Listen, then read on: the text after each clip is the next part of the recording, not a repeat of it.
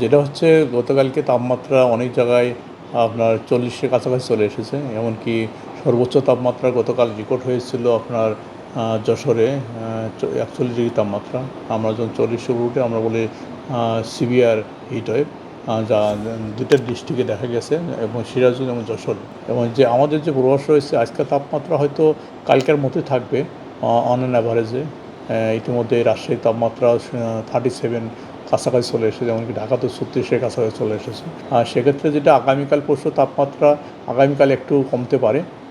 তারপরে 2 দিন মোটামুটি একই রকম কন্ডিশন থাকবে, অর্থাৎ মৃদু থেকে মাঝারি তাপদাহ থাকার সম্ভাবনা বেশি দেশের মেজর পার্টে।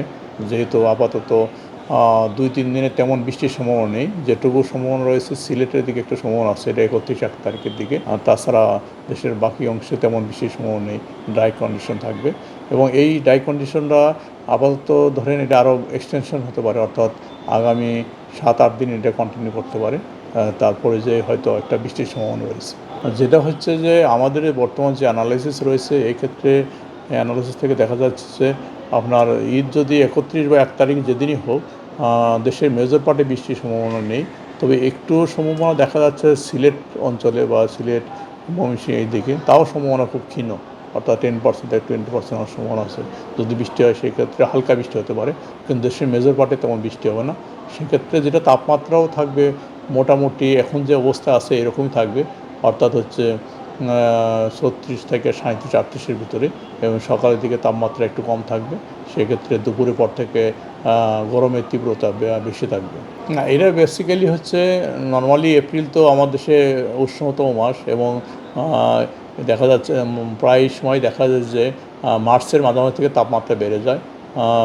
তাপমাত্রা অনেক জায়গায় হিটওয়েভ চলে আসে, তাই হয়েছে। তবে এবছর যেটা দেখা যাচ্ছে যে একটা ভালো লক্ষণ আছে, বাতাসে হিউমিডিটির পরিমাণ কম রয়েছে।